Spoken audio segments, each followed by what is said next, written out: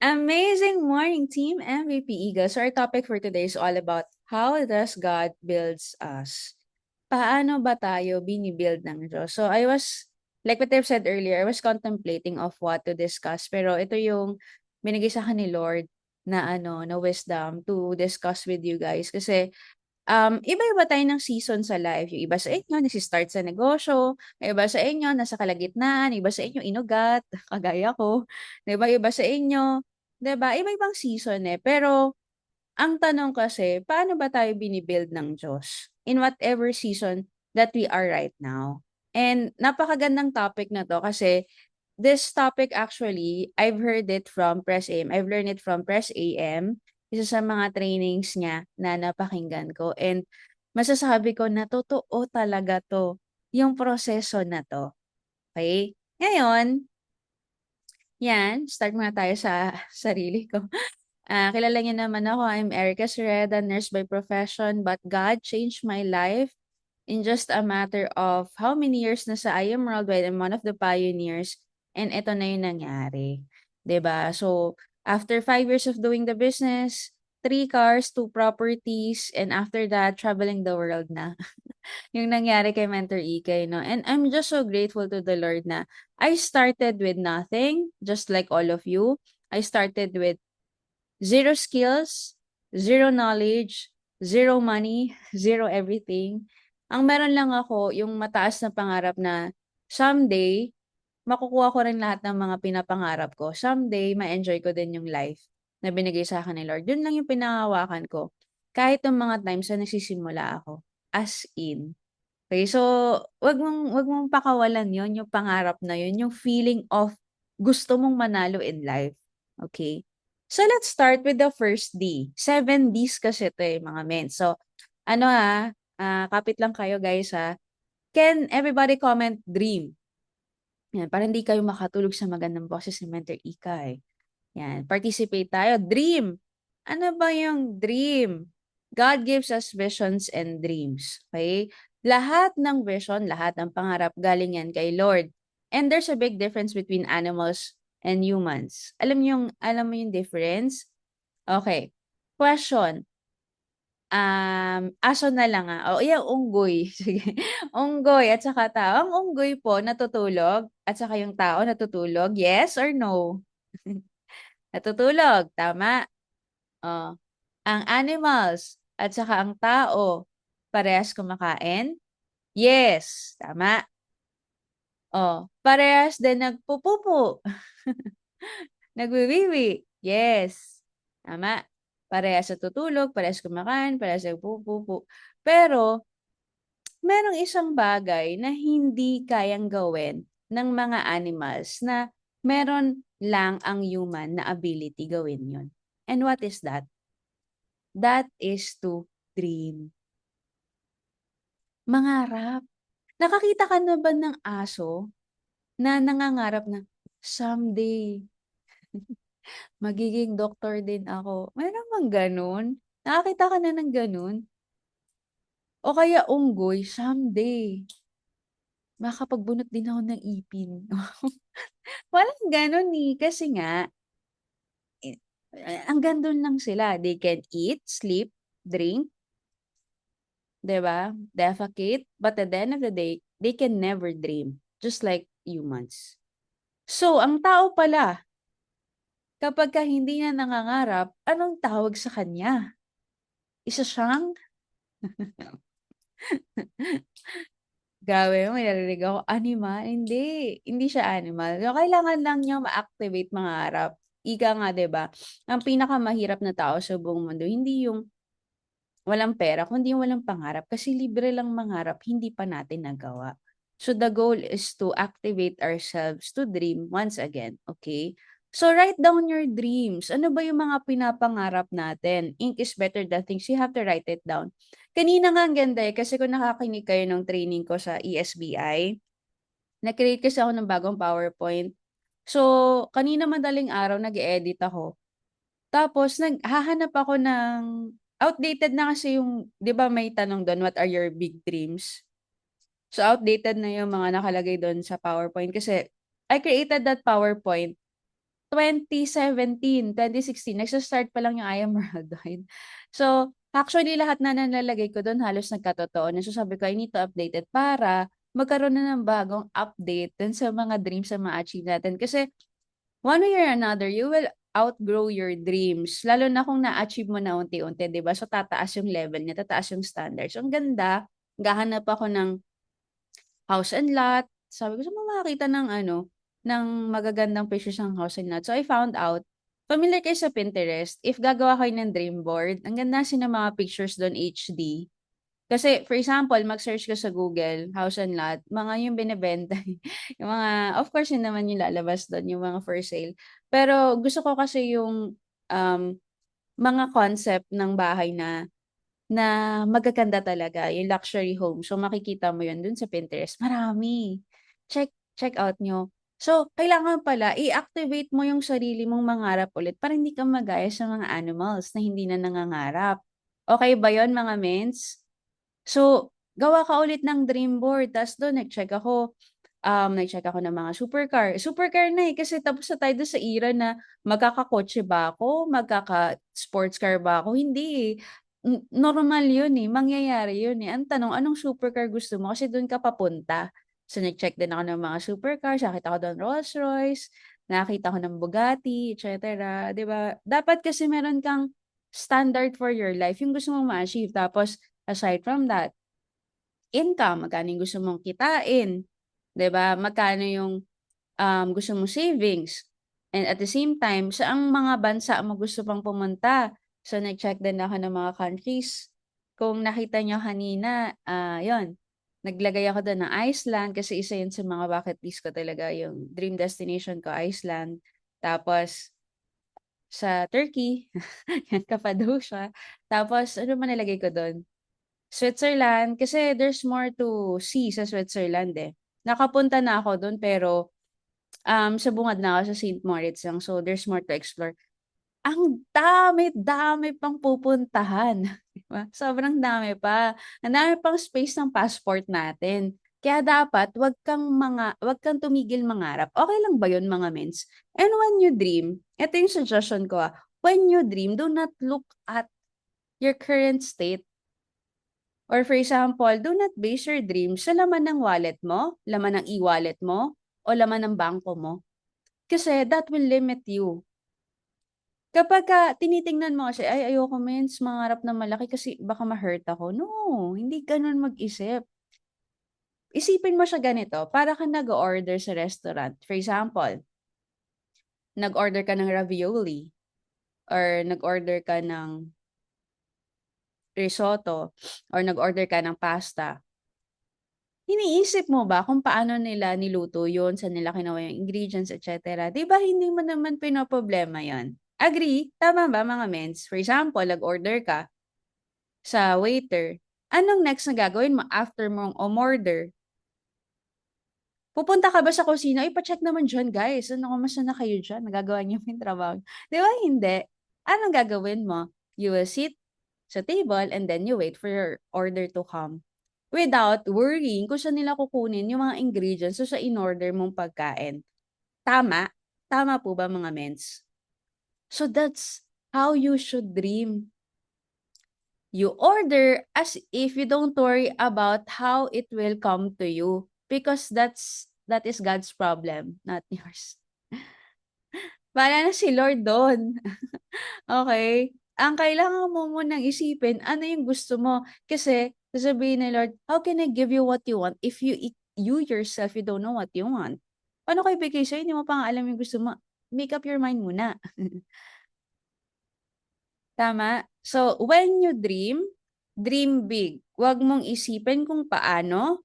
Think of what do you really want in life. Ang hirap kayang mangarap ng base sa bank account or base sa kung anong current situation mo. Baka hindi ka na talaga mangarap eh. Sasabihin mo, ay, negative na nga minsan eh. Ang dami ko nga utang, mangangarap pa ako. Yes! Yes! Pwede pa rin mangarap, mens. Walang nagbabawal sa'yo. Okay? So, still dream. Siyempre, dream mo rin makaalis dyan, di ba? Dream mo rin ng masarap na buhay. Because if you will not dream, you will be stuck and you will have a mediocre life. If hindi ka mangangarap, you will settle for less, unfortunately. So the goal is not to settle for less. The goal is to settle for more. Okay, are you learning mga mens? Mangangarap na ba? Maggagawa na ulit ng bagong dream board? Mag-update na? Kasi half of the year na, no? June na po mga mens. Maya-maya. Merry Christmas, Happy New Year na tayo. Diba? Kailangan natin i-update yung ating mga pangarap sa life. Okay? Just like this, ito yung mga ano natin, no? Sample ng dream. Ang galing nga eh. Grabe to. Kasi I created this PowerPoint 20, ano ba, 2018, 27, 2018, 2019, ganun. Not knowing na lahat yan matutupad. Galing, no? Yung manifestation. Hindi, totoo ah. Itong PowerPoint na to, I created years ago. Hindi pa ako diamond, hindi pa ako nakakapunta sa Japan at makita ang Mount Fuji, hindi pa ako nagkakaroon ng bahay at lupa na may swimming pool, at hindi pa ako nagkakaroon ng Lamborghini na puti. OMG! Lahat nagkatotoo, mens. There is power in setting your goals. There is power in dreaming big. Alam mo, nilagay ko yan lahat just for the sake na meron ako ma-present sa training ko dito sa PowerPoint na 'to. Not knowing, hindi ko nga alam na makukuha ko yan lahat, eh. Hindi ko yan sinadya. Ang galing, 'di ba? Hindi mo pa yun intentional na ito talaga yung gusto ko. Naghanap lang ako ng mga picture sa internet at pinagpapagkit ko diyan kasi magte-training ako about this. This was years ago, wala pa akong lahat nung apat na yan. And kinikilabutan nga ako kasi hindi ko gusto Lamborghini. Ay, gusto ko Lamborghini ha. Pero ang gusto ko kasi talaga Ferrari na yellow. Yun yung gusto ko. Lagi nang hindi ko nakukuha yung gusto ko eh. Kasi dati gusto ko ng Mustang na BMW na yellow. Ang nakuha ko Mustang na red. Ang gusto ko Ferrari na yellow. Ang nakuha ko Lamborghini na puti. Ang galing 'no? Pero nakalagay pa rin diyan kaya nakita ko, "Hala kamukha ni Oso 'to." Pati yung ano, mens, pati yung setup. Ganyan din yung mukha ni Oso, eh. Kakaiba yung ano nun, eh, naka-ano lang, eh, carbon fiber. Pero ganyan din yung itsura nung ano niya. Di ko nga malagyan ng plate number, eh, yung problema ko, eh, kasi walang lusutan, walang ano, walang flat na surface na puwedeng pagkabitan, pero nababaliw ako sa PowerPoint na 'to kasi nangyari lahat, eh. So, mangarap ka ha, kasi hodang feeling mo makukuha mo o hindi. No, don't think about it. You order as if you want to order. Order whatever you want, okay? And then don't think about paano makukuha 'yon. Yes, sabi ni Mentor Noemi, sobrang galing. That's faith po. Yes, that is faith. What is faith kasi? It's believing without seeing. Hindi mo pa nakikita kung paano, pero you're believing that you will get it. Okay? Gagawa na po ng dream board. Ang galing, no? Hindi sinasadyang dream board ng Mentor Ikay for training purposes lamang, pero lahat na nandito nakuha na natin, no? What more yung intentional mong ginawa? What more yung ganun? Tama? So, thank you, Lord, for that. Next, after dreaming, the next is to decide. Can everybody comment decision? Ito na, magde-decide ka na. Okay, kasi hindi naman enough na nangarap lang tayo, kailangan magkaroon ng desisyon. We need to arrive to a decision. Ano ba ang decision na gagawin, mens? When you dream, you should decide that you are willing to pay the price to get your dreams. Cliche as it may seem, we always say, faith without action is dead because that's true. Kahit grabe ang paniwala mo sa Diyos, Lord, thank you. I know that you will give this to me, pero you are not deciding to do whatever it takes, or hindi ka man lang nag-take ng action, it will never happen pa din. Nasa Diyos ang awa, nasa tao ang gawa, gawa. Okay. One of the things that we need to do is to decide na, okay Lord, ang taas ng pangarap ko, hindi ko pa alam kung paano ko siya makukuha. But I am deciding right now na I am willing to pay the price to get it. Mga mens, there is no um there is no such thing as free lunch. wala talagang libre. Success, it comes with a price. Hindi siya yung ina-expect mo na i-hand me down lang sa'yo. Ay, gusto ko maging successful. Sige, ito na. Ganun kadali. No. Unfortunately, it has a price. We need to pay the price. The question is, are you willing na kunin yung pangarap na yon? Okay. Familiar kayo dun sa sa Alexander the Great story, yung burn the ship. Kwento ko na lang, no? Okay. So, meron kasing labanan, no? Ayan, nakikita niyo yung picture. So, merong mga soldier. Nasa 300 sila. So, kalaban nila more than 1,000. Tapos nandun na sila sa island, makikibaka na sila. Ang ginawa, ang pinagawa ng general is burn the ship. So sila, wala ka kasing karapatan na magreklamo kapag soldier ka, tapos merong inutos yung general. You need to obey first before you complain. So syempre, kamot sa ulo yung mga soldier, kailangan pa rin nilang gawin, binurn nila yung ship. So sinunog nila yung ship na kung saan sila sumakay. Bakit? Kasi nakita nung general na ang daming kalaban. So, that's the first thing na ginawa. So, after they obey, they ask na, bakit niyo po pina-burn? Paano tayo niyan? We will die here. Siyempre, ganun na. Tapos, ang sabi lang ng general, tama yun. If hindi natin i-burn ng ship, the more that we will be conquered. Na-imagine mo ba yung anak mo, magiging slave, yung asawa mo, rapin, yung country natin, yung lugar natin, sasakupin nila. All because hindi tayo nag-decide to do it all out. Kasi kung meron ka pang babalikan na ship, pasugod ka pa lang dun sa kalaban mo at nakita mo sobrang dami nila, baka nag-U-turn ka na agad. Pasugod ka pa lang nag-U-turn ka na, pabalik sa ship kasi tatakas ka na. Kasi you have an option.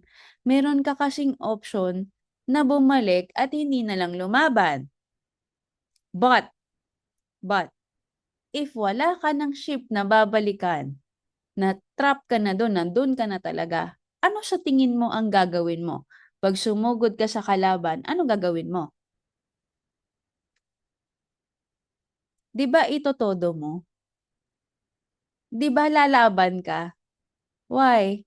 Kasi wala ka ng choice. Patay kung patay. Pero kapag may choice, hindi ka nalalaban. That's how important having that decision is and burning the ship. Alam nyo mga mens, sa buhay, ganyan din. Kapag may option ka, hindi mo naman seseryosohin yung business eh. Alam mo kung bakit? Kasi kapag hindi ka kumita rito, pwede ka naman pumunta sa iba. Pwede ka naman bumalik sa work, pwede ka naman gumawa ng iba because you don't understand the value of this business. Pwede ka sumuko sa gitna. But, kung kagaya may mga full-time ba dito? Can you comment FT? Mga full-time? Ako, ang tagal ko dito, guys. Ang tagal kong na-sink in. Yung training na to before ako nag-decide. Hello sa mga full-timers. It's hard, 'di ba? It's hard to decide. Pero alam niyo yung nangyari sa kanila when they burned the ship at lumaban sila, they won the fight. Nanalo sila. Kahit mas outnumbered sila, mas konti sila, nanalo pa rin sila because of the mindset. Ang mindset kasi, laban kung laban, patay kung patay. Never give up. Kasi wala ka nang babalikan. So when I started the business, I started na part-time, nag-work ako as a nurse sa hospital. Then, ma-attend ako ng training after, nag-invite ako after. Napakahirap. Saludo ako sa lahat ng part-time kasi napakahirap pagsabay ng trabaho at negosyo. Pero, there came a time na I need to decide kasi napapagod na ako eh. Napapagod na. Lit lang naman ang sahod ko. Bakit ba nagpapakapagod doon? 'Di ba? Pero it's a hard decision for me kasi it means I'm letting go of my nursing career. Which is pinaghirapan kong maging nurse. Pinaghirapan kong makapasa ng board exam. At pinaghirapan kong pag-aralan yung career path na yon, na I have an option to go to Italy because my mom is a citizen still now. Is a citizen sa Italy. So I have all the options. I have the option to go sa Canada. I have relatives there. Marami nag-invite saan sa US. Meron ako sa Australia. I have relatives sa Italy. Planado na ang buhay ko. After ko graduate, ang usapan namin ng mama ko, konting experience, lilipad na ako. Ang dami pang offer sa akin eh. Na, aside sa offer ng hospital, offer ng nanay ko na ito gagawin natin, ganyan, ganyan. But I said no to that. I burned the ship. And it was hard. Mga mens, it was really hard. Kasi may what if kayo, what if yumaman din ako sa pag-nurse, which is not impossible. Yayaman talaga din ako doon kasi malaki naman sahod namin eh. Pero OFW pa rin ako kagaya ng nanay ko. May pera pero walang oras. Ayoko ng ganun. Yung mga kino-contemplate ko nung time na yun. Gusto ko mag-build ng negosyo na wherein meron na akong oras, meron din akong pera. And I'm not constricted sa work ko. So, pero it's not easy kasi pagka-start mo, nag-full-time ka sa negosyo, hindi ka na mayayaman agad eh, agree? Hindi naman agad malaki income eh, tama? So, talagang mapapag-isip ka na, tama ba yung desisyon ko na gawin to? Kasi parang hindi ako payaman, parang pahirap ako ah. Pero then again, if I have an option to go back, it's easy for me to let go of this business. And I will not get everything that I have right now if I did not burn my ship. To the point na nawala yung PRC license ko. Ganun katindi yung pagkaka-burn, guys. Question. Nagsisi ba si Mentor Ikay na nag-burn siya ng ship years ago? Yes or no? Nagsisi ba? Nagsisi yes? No, hindi. Tingin nyo, nagsisisi ba ako na hindi ako tumuloy sa pag-nurse ko? Nagsisi ba ako na nag-I am worldwide ako instead na nag-abroad ako? See? Ganun ka-importante yung decision making. You have to burn the ship. One way or another, you will arrive at the decision making part. You have to decide, will you burn the ship or not? We need to get out of our comfort zone. We always hear this, di ba? Success is always outside our comfort zone. Kasi kapag komportable ka, walang hataw dun eh. Yan ang katotohanan, meds. If you're comfortable, hindi tayo hahataw. Bakit ko gagawin yan? Nakakapagod. Ang I am worldwide, nakakapagod eh. Hataw dito, hataw doon. But if you're not comfortable, if nag-burn ka ng shift, if wala ka ng choice, lalaban ka. Magde-decide ka talaga. So ano ba yung decision na kailangan gawin? We need to decide na hatawin ang I am worldwide 101%. Hindi ka kasi magiging successful dito kung utik-utik lang ang gawa. Utik-utik ang desisyon, utik-utik din ang effort. Parang ano, 'di ba, patay sindi. Nag-init ka ng tubig sa takure. Binuksan mo yung ano, kalan. Tapos, after 1 minute, pinatay mo. Tapos, binuksan mo ulit. After 30 seconds, pinatay mo. Binuksan mo ulit. Patay bukas, patay bukas. Kukulo ba yung pinapakuluan mong tubig? Yes or no? Kukulo yun. Let's say, gawin mo siya ng 1 hour. Patay bukas ang kalan. 1 hour talaga. Pinatry mo talagang pinainit. Pero pinapatay mo every 30 seconds, every 1 minute. Diba hindi? Kahit gaano katagal mong painitin, pero patay sindi, hindi kukulo. The same sa negosyo natin. Kapag pinapatagal mo yung paghataw mo, hindi mo rin makukuha yung success na pinapangarap at ginugusto mo, pinatagal mo lang. At the end of the day, hindi siya kukulo. At the end of the day, hindi ka magiging successful sa business. Hindi mo makukuha yung leverage yung gusto mo. So, ano kailangan gawin? We need to decide to do it 101%. Todo. Paano ka to todo? E di get out of our comfort zone. Paano ka mamawalan ng comfort zone? E di burn the ship. Why? Because you are decided enough and willing enough to pay the price to get your dreams. Are we learning? So start tayo sa dream, next decision, after na. Diba? If it doesn't challenge you, it doesn't change you, which is true. A comfort zone is a beautiful place, but nothing ever grows there. As long as you're comfortable sa life mo, you will never grow. You will never grow. Yan talaga ang sad reality. A painful truth. We need to accept that. If you want to be successful, get out of your comfort zone. Alright? Under tayo. So, nag-dream ka na, Lord, this is what I want to achieve in my life. Ito mga goals ko. Nag-decide ka na, sige, gagawin ko na to, mens, 101%. Ang next na mangyayari is delay. Can everybody comment delay? Ito na, nag-dream, nangarap ka na eh. Nag-decide ka na eh, okay na eh. Kaso, may delay. Ano naman yung delay na yan, mens? There's a difference between man's calendar versus God's calendar. Magkaiba ang timeline ni Lord sa atin. Kaya nga, 'di ba? Your way is higher than our ways. Iba yung understanding ni Lord sa life natin. But always remember this. God is never late nor early. He is always on time. Ulitin ko. God is never late nor early. Hindi siya late, hindi rin siya maaga. He is always on time. Baka kasi, yung sa feeling nating delay, early pa para kay Lord. Kaya hindi mo pa nakukuha yung gusto mo. Kasi nga, kailangan natin maintindihan, magkaibang kalendaryo natin sa Diyos. Right? So, kung makaka-experience ka ng delays, ang dami pa, di ba? Anong kailangan gawin? Huwag kang mag-iimo because it is part of the process. Why? Because God is building us. Part kasi yun ng pagbibuild sa atin ng Diyos.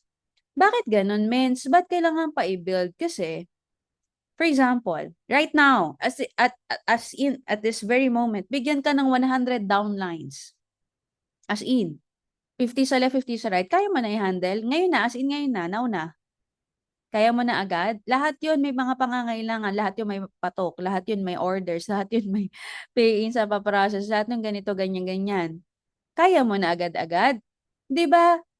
Ma-overwhelm ka. Totoo talaga to, mens.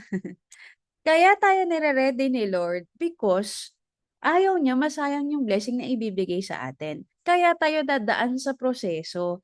Kailangan kasing maging tamang tao para sa tamang blessing at tamang resulta. So, for us to lead a big team, we must first lead our own self. Kaya nga the first leader that you will build is not other people, it's your own self. Ang unang leader na i-build mo, hindi downline mo, ikaw. Tayo, ako. I-build ko yung sarili ko muna. God will build us first. So, makaka-experience talaga ng delays. And that's normal, mga mens. Hindi mo talaga makukuha lahat ng gusto mo sa oras na gusto mo kasi nga, merong tamang oras ang Diyos para sa'yo. Every setback is a setup for a great comeback. Tandaan mo to. If feeling mo nababahain ka, feeling mo nahuhuli ka, feeling mo nadapa ka, ang lagi mong mindset, set up to para sa matinding comeback. Alam niyo yung rubber band? Ano ba yung ano? O tama, rubber band. Yung parang tirador, ganyan. 'Di ba, the more siyang hinahatak, tas 'pag ni-release mo, the more na merong velocity. 'Di ba, the more na mabilis siya, the more na mas malayo yung mararating niya. Nakapaglaro na ba kayo ng rubber band, mga mens? 'Di ba, kunwari yung ano, yung hatakan mo na gano'n, tapos i-re-release mo, ang layo. The more na malayo, the more na hatak, the more na malayo yung mararating. Dapat gano'n yung mindset mo. The more na tinetest ka, the more na matindi yung pag-akyat mo, pagbangon mo. Because every setback is a setup for a great comeback. Ang ganda ng story na binibuild sa'yo ng Diyos. Always remember, God tests before He invests. He will test you first. Isang downline, dalawang downline, tatlong downline, limang downline. Kaya mo i-handle, yes or no? Pag kaya mo i-handle, you will keep it. If hindi pa, mag-a-attrition ka. So, ano dapat mens yung mindset kapag ganun? Ano yung kailangan ko matutunan? May tinuturo ang Diyos sa akin kung bakit nangyayari to. So, ano yung mga learnings ko dapat dito? Hindi yung magmamaktol, ayaw ko nang gawin, ang hirap pala. Kasi ganito, kasi ganyan. No. Paki-comment po, EQ. Yan. EQ. Di ba may tinatawag na may tinatawag na IQ. Yun yung gauge ng talino mo. Meron din tinatawag na EQ, emotional quotient. Or in other words, emotional intelligence. May mga tao na mataas ang IQ, pero mababang EQ. Hindi kasi siya guaranteed na directly proportional ang IQ mo sa EQ mo.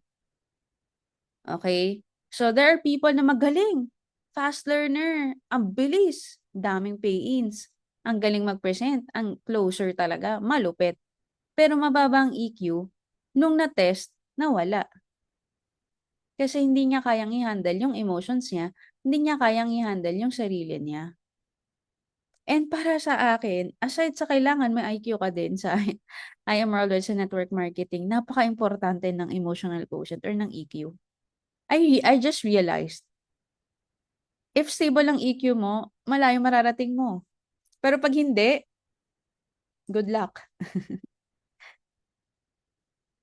Hindi naman yan agad-agad madedevelop. I mean, hindi naman siya like wala ka ng pag-asa in life kapag ka mababa EQ mo. You can, di ba parang DISC lang yan eh. Number one, you have to learn yourself. Kailangan matutunan mo sarili mo. Ano ba yung strengths ko? Ano yung weaknesses ko? If you feel like there's a weakness dun sa part na yan, ano kailangan mo gawin? At least number one is awareness. If you're aware enough, we can do something about it. So, maayos mo siya. Yung dati, mainitin ng ulo mo kapag di agad nagigets ang downline mo. So, papahaba yung pasensya mo. Dati, nagagalit ka agad. Konting gulo lang. Or dati, nag-leave ka agad sa GC. Alam mo yung ganon? Para ka pang immature, bata ka pa. So, magmamature ka din. Pero dapat, meron kang awareness na ganito yung kailangan ko ayusin at pagpapray ko na baguhin ako ni Lord na ma-develop ko tong part na to. Because you will be tested to the core. You will be tested to the core. Tandaan mo yan. God will not invest sa'yo kung hindi mo kayang i-handle yung sarili mo. Kaya nga, ma-experience natin yung delays. Okay? Never worry about the delay of your success compared to others because construction of a palace takes more time than an ordinary building. Wag na wag ka mag-compare sa success ng iba. Pitfall yan eh, mga mens. When you compare yourself sa ibang tao, bakit si ganito, ang bilis niya, sabay lang naman kami ngayon, na layo na niya sa akin. Bakit si ganito, diamond na, bakit siya may sports car na, bakit ganito, millionaire circle na siya, bakit ganito, bakit ganyan. When you compare, two things might happen. Number one, pwedeng magmataas ka kasi kapag mas mataas ka dun sa kinakomparan mo, ay, ang galing-galing ko, lalaki ulo mo. Pero kapag naman mababa ka dun sa kinumparan mo, ang next second thing na pwedeng mangyari sa'yo ay iisipin mo, ay kawawa naman ako, magsa-self-pity party ka. So the goal is never compare yourself to other people. Kung magko-compare ka man, yung healthy na comparison is you compare yourself to your old self. Sa dating ikaw. Ano na yung nagbago sa'yo? Ano na yung nag-improve sa'yo? That's the only comparison that you should make. Pero never, never ever compare yourself to other people. Okay ba yan mga mens? Kasi malulungkot ka lang or lalaki ulo mo, dalawa lang yan. Okay? So, andar tayo. We started with dreaming. We have decided. Tapos, with sa atin mag-decide. Ano nangyari? Nagka-delay-delay. Diba? Yung ina-expect mo, hindi nangyayari.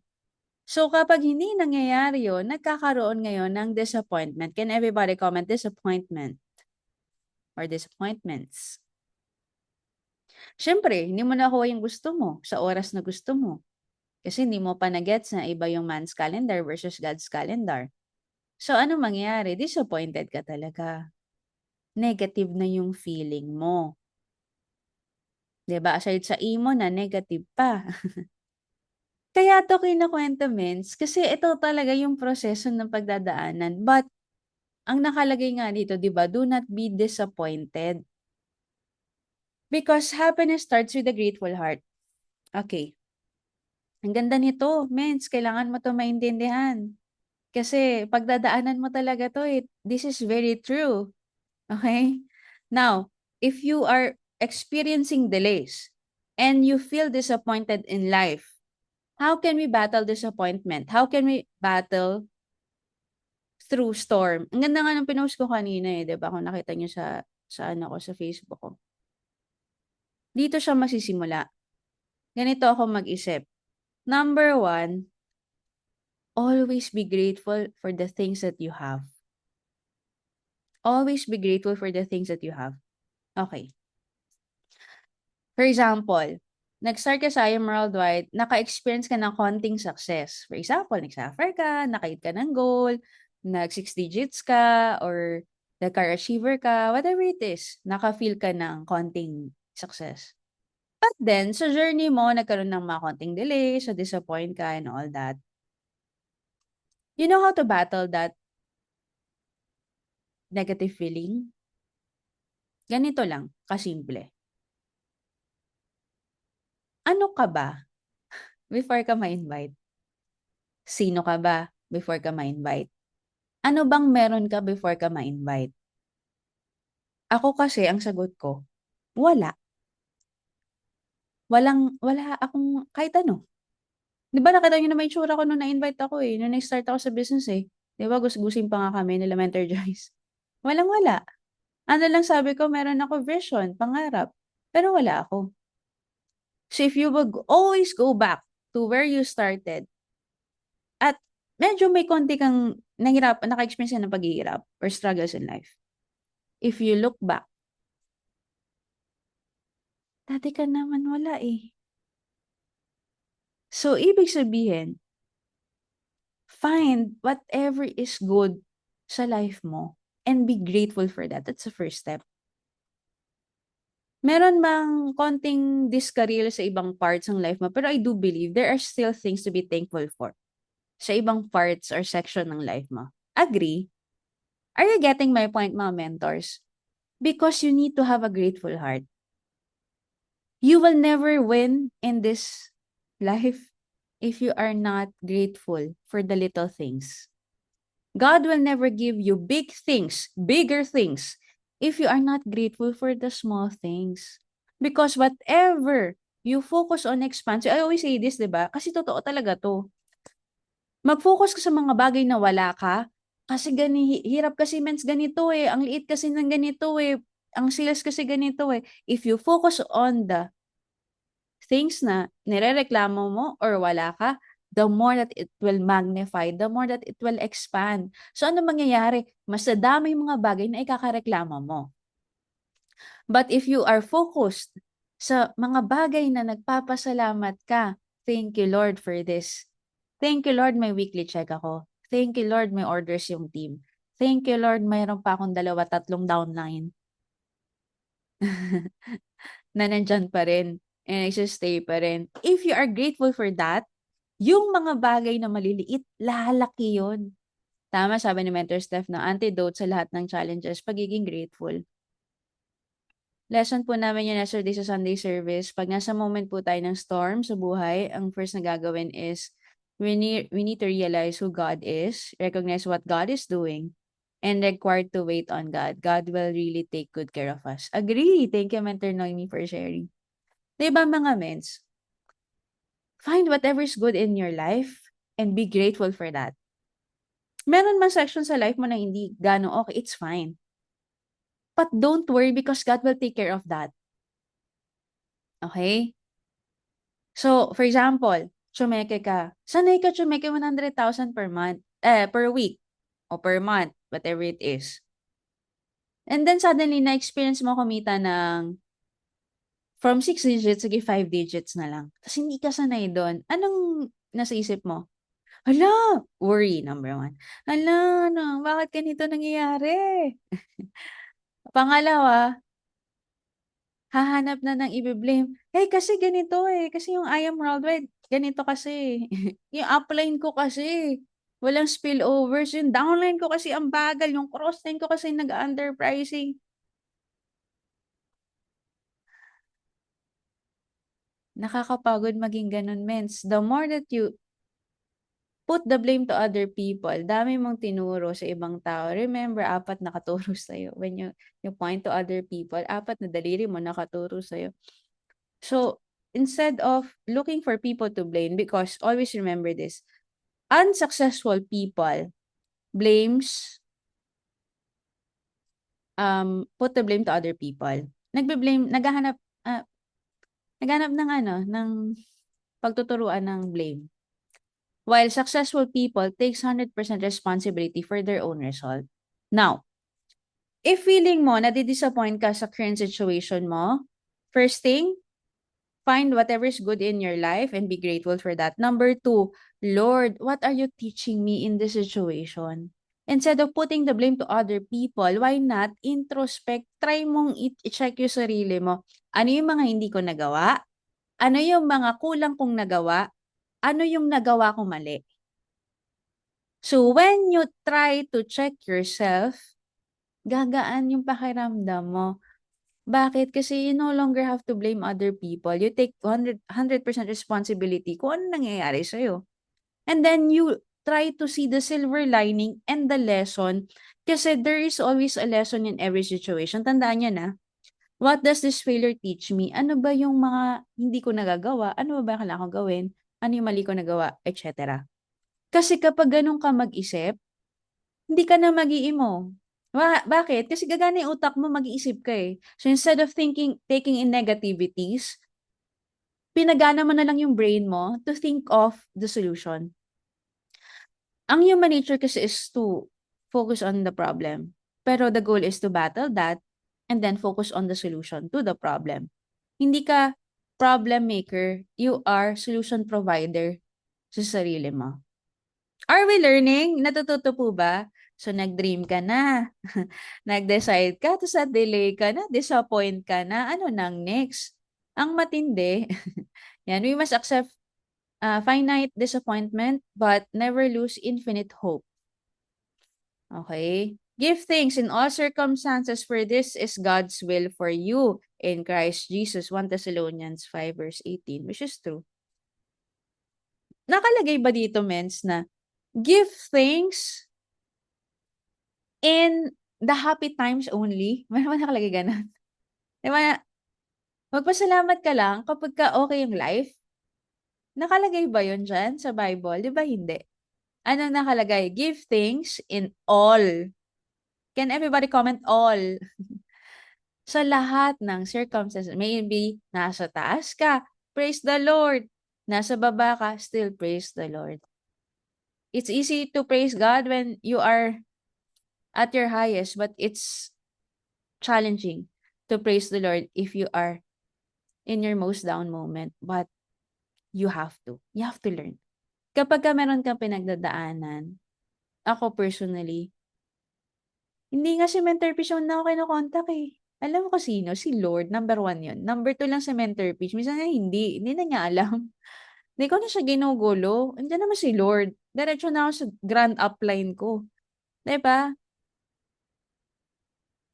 I don't see kasi any sense of sharing your struggles with other people. I don't really see that. Hanap ka pa ng karamay. Dadamay mo pa, noong malupit pa sa downline mo pa, nahirapan ka ako din eh. Bukas wala ka ng downline. Hindi nga sa downline, sa crossline naman, mens, nahirapan ka ako din no. Nag-union na kayo. May maganda bang nadudulot yun, mens? Wala. Kaya I don't see any sense in sharing your struggle with other people other than the Lord. Kung meron kang tatakbuhan, secondary na nga lang si upline eh. Ang first mo is yung grand upline, si Lord, si Jesus. Lord, meron akong struggles ngayon, pero I surrender it all to you. I still worship you. Alam niyo yung song na ano kasi yung title nun? Desert Song? This is my prayer. Mamaya, ano yung lyrics? Di ba yung kapag ka dry season, you still worship the Lord. Kasi ang mindset mo, nagtatanim ka. Pero same pa rin when you are in your harvest season, you still praise the Lord. Di ba dapat ganon? Di ba? Yun sa lowest moment mo and sa highest moment mo, you give thanks in all circumstances. Alright? Next, nag-dream, nag-decide, na-delay, na-disappoint. Eto na. Paki-comment po, discouragement. Na-discourage na. Normal naman yun eh, disappointed ka na eh. So, next to that, di na yata para sa akin to. Mens, baka para sa kanila lang yan. Para sa mga top mentors lang yan. Kasi discouraged ka na. Understandable. I'm not here to invalidate your feelings. That is true. If you feel that, you feel that. That is true. Ang akin is, how can we get out of that?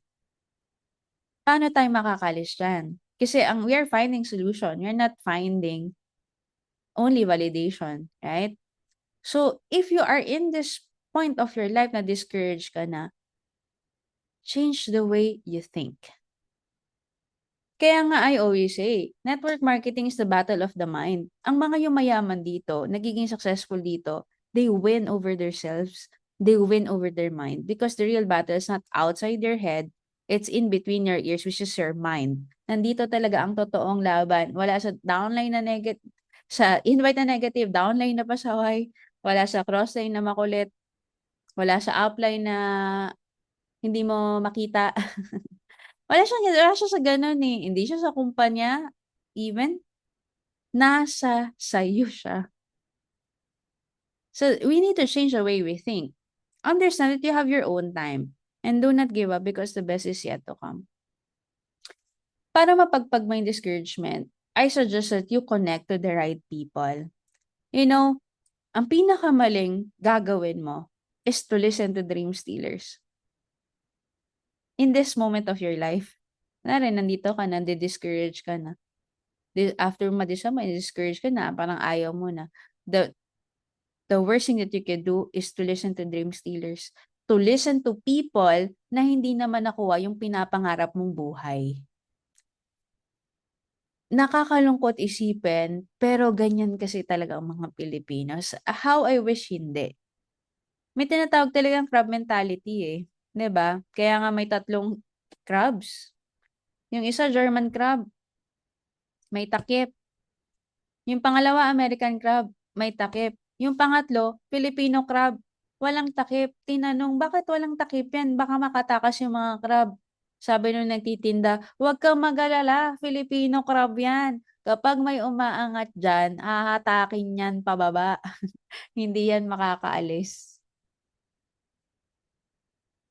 Nakakatawa yung joke, pero nakakasakit. Totoo kasi. Bakit gano'n tayo? Dapat baguhin natin 'to, eh. Iboto niyo akong presidente, charot. Yung una kong bawal ang negative char. Bawal ang masama ugali. Hindi ko rin alam ba't gano'n, bitter? Dahil ba sa ano ba, insecurities, bitterness? Ano bang gusto niyo? Bakit gano'n? We need to change the way jealousy, yes, 'di ba? Why like that? Kung everyone can be at the top, bakit kailangan natin maghatakan pababa kung pwede naman tayong maghatakan pataas? Pero yun nga, that's the truth na when you listen to dream stealers, you listen to the wrong people, they will pin you down and they will disguise as if a good advice. Pero at the end of the day, nahirapan ako magsama-sama tayo dito. Kung naghihirap ako, hindi ka pwedeng umangat.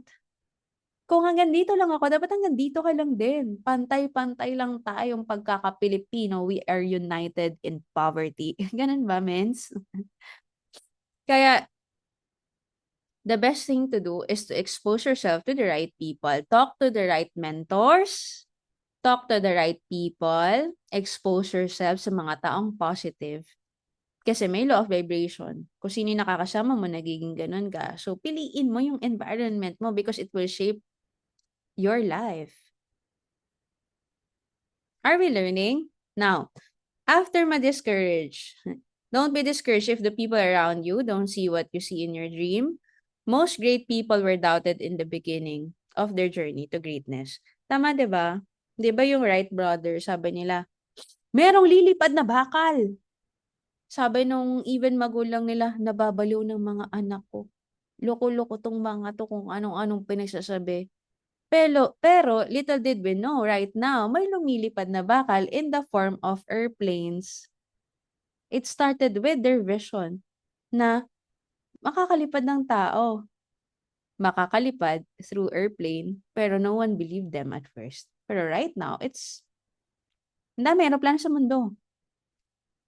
So at first, people won't believe you, but do not be discouraged. Alright? Let us not become weary in doing good, for at the proper time you will reap a harvest if you do not give up. Ang linaw ng sabi sa Bible, no? Huwag kang mag-give up at dadating din ng oras mo. Meron din tayong reaping time. You will not get the reaping time if you will give up. But if you won't give up, you will arrive. Makakarating ka doon. Most people, they don't get what they want in life. It's because they give up in the middle. Makukuha na sana kaso nag-give up before the miracle starts to happen. Ang milagro nangyayari if you're about to give up . So, dapat tuloy-tuloy ka lang. Okay? Ano yung una? Dream. Tapos, nag-decide ka. After you decide, may delay. Tapos, na-disappoint ka. And then, na-discourage ka na. Ito na yung malupit. Nakarating ka na dito sa dead end. Can everybody comment dead end? Ay, dead end. Wait lang. Tama. Dead end. Ano na yan, mens? Dulo na ng daigdig. End of the tunnel. Have you experienced sa makarating dito sa dead end? Ako na-experience ko na. Kaya nga, inaituturo, di ba? Kasi, part kasi yan kailangan mo talaga siyang ma-experience Dead end. If you are at the end of the tunnel, alam mo, be grateful. Kasi dulo na yan Wala nang idudulo yun. Kunwari, ang dami mong challenges sa life. Lord, ang tindi na nito. Siguro naman, ito na yun, di ba? Dulo na to. Be grateful kasi matatapos na yan. So, ano kailangan mo gawin if you're at the end of the tunnel? Look up. Because there's no way but up. Have you imagined na mayroong dark pit? Nalaglag ka sa pit. Nantok sa dulo. Kaliwa, kanan, close. Baba, close. So, there's no way but up. That's why you need to look up. God will rescue you wherever you are right now. The greater the test, the greater the testimony. Kailangan mo talagang labanan yung utak mo Whenever you feel like may pinagdadaanan ka matindi, the more that you be grateful. Kwento ko sa inyo, no? When I started the business, I am Worldwide Business. Did you know that I am 500,000 broke? Of course, hindi nyo alam. Nag-start ako sa I am Worldwide. Naalala ko pa yun. Dinidate ko yung sarili ko sa may, nobody knows about this Ngayon ko nga lang ito nakukwento Hindi ko naman talaga kayo nakwento. So may total, malapit dun sa I am Worldwide office na first. So nobody knows that I'm in debt of 500,000 when I started. Kasi, of course, galing sa transition, ang hirap ng life. Ang dami kailangang bayaran and all that. So, nung dinate ko yung sarili ko, tapos nag-compute ako. Kasi, the first thing to do is to harapin mo, harapin mo yung isa kasi ayaw natin harapin 'no, nandiyan na siya sa utak ko. Basta meron akong mga utang pero ayoko na isipin. Hindi, harapin mo siya. So ginawa ko, sinulat ko lahat ng mga pagkakautang ko. Pagka-compute ko, ay 500,000 shocks. Dun ka na mapapaisip, eh, payaman ba talaga ako, pahirap? Kasi nung di ako nagnenegosyo, wala akong utang. Nung nagnegosyo ako, nagkautang ako, ang laki pa. Ano 'to? Tama, ikaw na mag-iisip, eh. Pero ang mindset ko kasi that time, wala akong ibang kausap, hindi alam ni Mentor Peach 'to. Walang alam ang downline ko. Of course, I will not tell anybody. That's why I told you, there's no sense in telling other people about your struggle because you face your own struggle and you direct to your grand upline. So, ka-date ko lang si Lord at yung sarili ko. Sabi ko, okay Lord, 500,000. So, naisip-isip ako, napalunok ako. You know kung ano yung mindset ko nung time na yun? Okay, nanginginig-nginig pa after ko i-compute. Kapag na-overcome ko itong dagok na 'to sa life ko, I am 500,000 circle. 500,000 circle na ako sa business. Kasi nag-start ako nun, eh. So, malapit na ako mag 1M nun. Hit ko yung goal ko. Ganun ko tingnan yung problema. Instead of thinking about it as a problem, "Hala, shucks, what will I do?" Na ano ka na, worry ka na, nataranta ka na. Ang una kong ginawa, kinompute ko, tama si Mentor Chris, kinompute ko, ilang invites, ilang just for you. Nag-inventory ako, ilang just for you, ilang gold, platinum, wala pang jade that time, eh. Tapos ilang give me five, et cetera, ilang DR, sino yung leaders left and right. Nag-inventory ako ng business and then I am computing para sa kailangan ko, ilang talks, ilang pay-ins, ilang ganito, and ganyan, and kailan ko target. Tapos ang malupit pa nung time na yun, ano pa, nangangarap ako magka Ford Mustang, o 'di ba? Sabi ko sa inyo, hindi hadlang yung current situation mo para mangarap ka. Kasi during that time, start ng I Am Worldwide, I was aiming to release my sports car.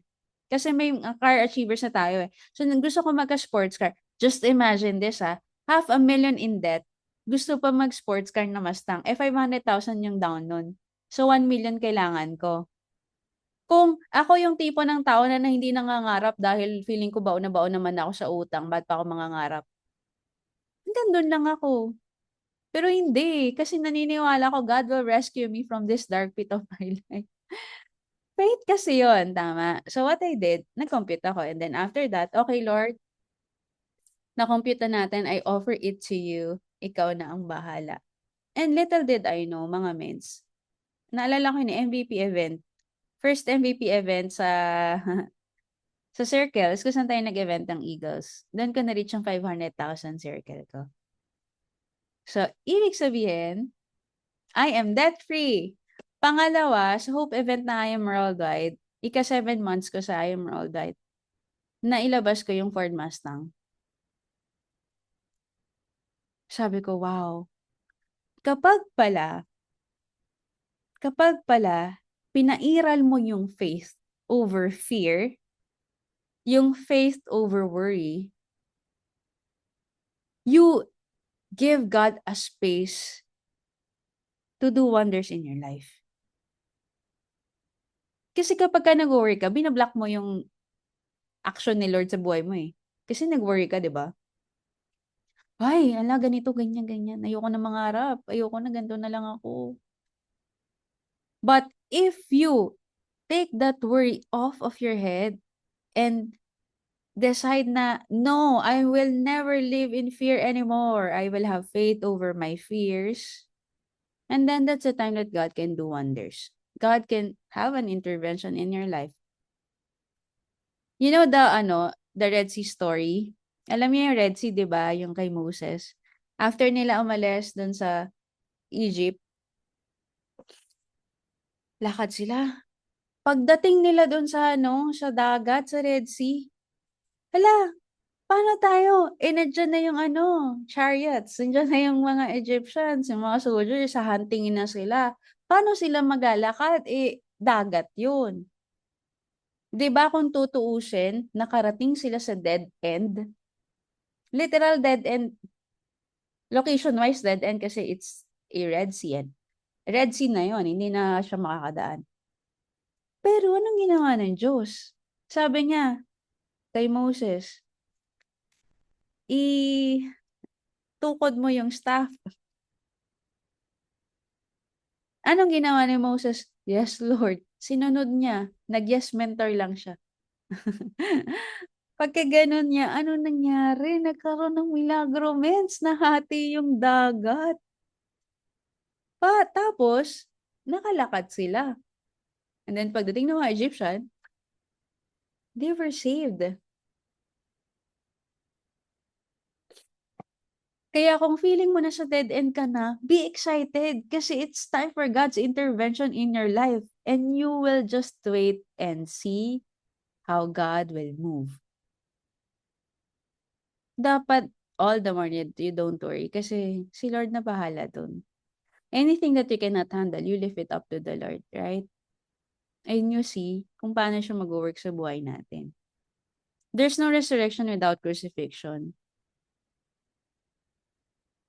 Kung hindi pinako sa krus si Jesus, kung hindi siya namatay, tingin mo may mabubuhay?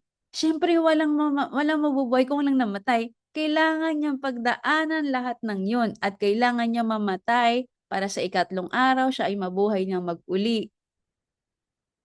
There's no resurrection without crucifixion. The same with us, we have to go through the process so that we will have resurrection. O, diba? Ganyan yung nangyari. Yung story ng Red Sea. Grabe, no? Ito yung favorite part ko. So, ano tayo, ah? Review. Ano yung first? You dream, and then you decide, and then here comes delay. Pagka na-delay ka, ano nang feel mo? Disappointed ka. Pag na-disappoint ka, madi-discourage ka. Pag na-discourage ka, nasa dead end ka na, mens. Pero wag kang mag-alala. Kasi may tinatawag na deliverance. Can everybody comment deliverance? I really love this. Sobrang ganda talaga nito. Deliverance. And dapat excited ka sa part na to. We need to keep the faith. Sometimes kasi God will push us to our 11th hour. Alam mo yung 11th hour? Yung after kasi ng 11, 12, 12 is bagong umaga, right? So sometimes napupush talaga tayo doon sa pinakadulo.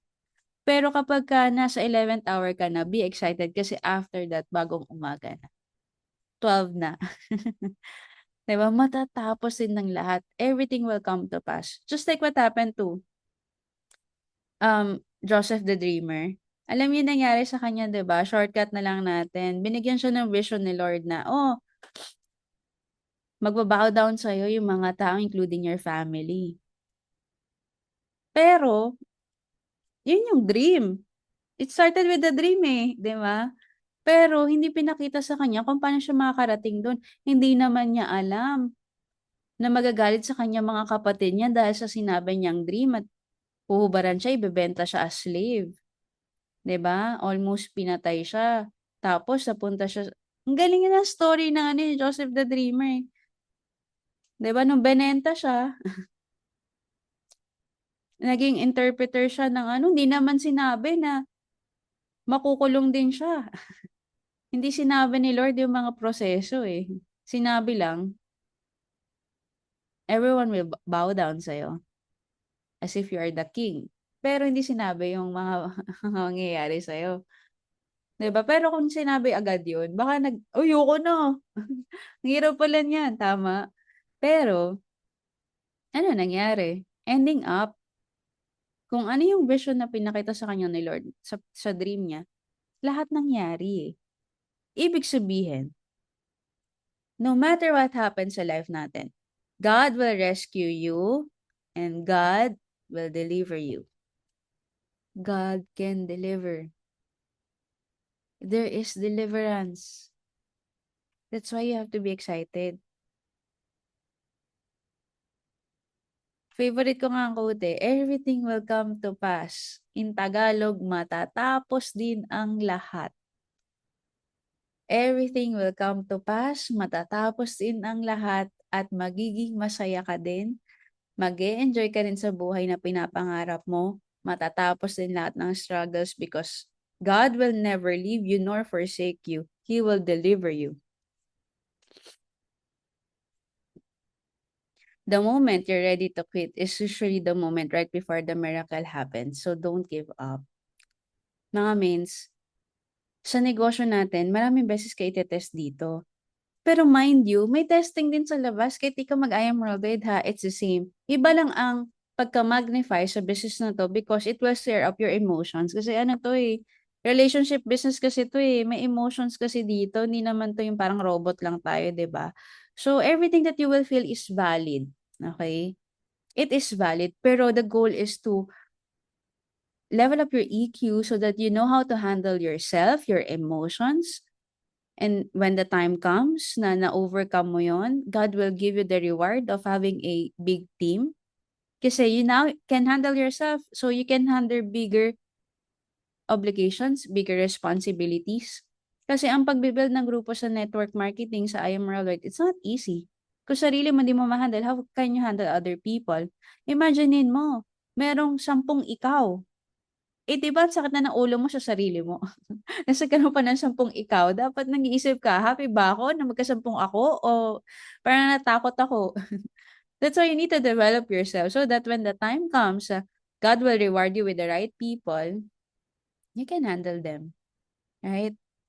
Do not ever quit. It's just part of the process. Ano yung proseso? You dream, you decide, there will come delays, you will be disappointed, you will be discouraged, you will feel that you are in the dead end. But don't worry because there is deliverance.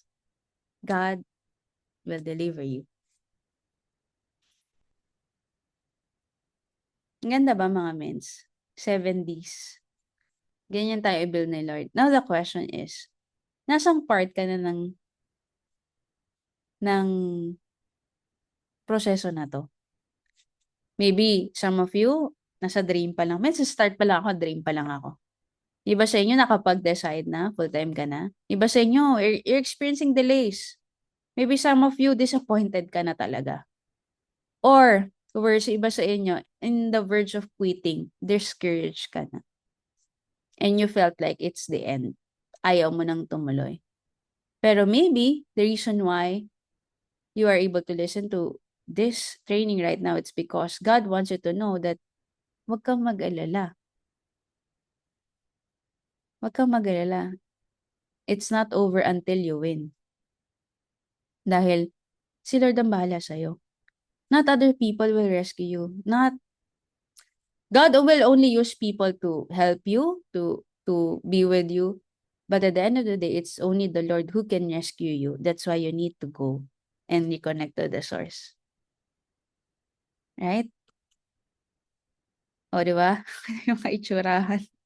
Yung mga mentors, no? Pero ibang-iba na yung life. Grabe, no? Oh, sa Dubai ko pala ginawa. In-edit tong PowerPoint na to. Sa Dubai pa lang ako niyan. Ganda. Never give up on a dream just because of the time it will take to accomplish it. The time will pass anyway. Ang ganda, no? Never give up on a dream because of the time. Ang tagal naman, Lord, di ko naman makuha. Tagal, suffer pa rin ako hanggang ngayon. Di pa ako mag-diamond. Hanggang ngayon, wala pa akong first car. Hanggang ngayon, di pa ako naka-sports car. Di pa ako naka-supercar. Ano ba yan, Lord? Di pa ako millionaires. Never give up on a dream just because ang tagal. Bakit? Lilipas din naman ng oras eh. E di, instead na malungkot ka, time will pass anyway. Eh di, just focus on the things that you can control and just do what you can to alleviate your suffering and have a better life. Wala namang mangyayari pag magrereklamo, Mins eh. Wala namang magrereklamo pag iimo. May mababago ba kapag nakapag-union? Wala naman eh. Tama. But, this is the most important thing. Seek first the kingdom of God And all these things shall be added unto you. Baka minsan kasi ito yung kulang.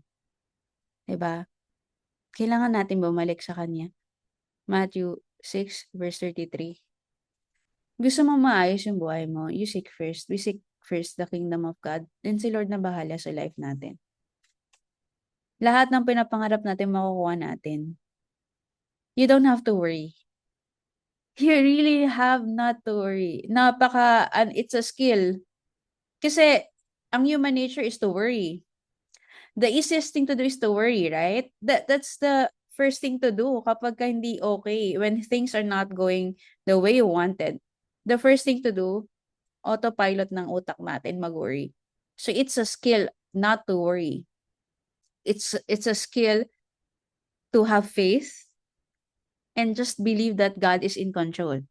Sometimes we don't know kung paano nangyayari mga bagay-bagay, but always believe and have faith and have peace in your heart and be secured that God is in control. He's the captain of the ship. So, matulog ka na mahimbing sa biyahe. Huwag ka na mag-worry. Okay? You know why? Because God will do wonders in our life. No eye has seen, no ear has heard, and no mind has imagined what God has prepared for those who love Him. Yan dapat yung nagpapakilig sa'yo. Yan dapat yung nakaka-excite sa'yo. Yung hindi pa nakita ng mata, hindi pa narinig ng tenga, at hindi pa na-imagine ng utak yung kayang gawin ng Diyos sa buhay mo. Kung hindi ka ba kiligin dyan? Kung hindi ka ba ma-excite dyan? Normal na may pagdadaanan, means. But at the end of the day, God will rescue us wherever we are. So, just believe dun sa mga promises niya. Because God is a promise keeper. Right? And thank you, Lord, because from a person na broke when I started the business to now na unti-unti na nakukuha yung mga pangarap natin sa team natin. And I declare na more blessings. I declare for wisdom. I pray for wisdom para lahat ng pagdadaanan natin, ma-overcome natin. And automatic yung blessing, it will follow. Alright? So I hope you learned something from our training. Thank you so much, Team MVP Eagles, and God bless ating lahat.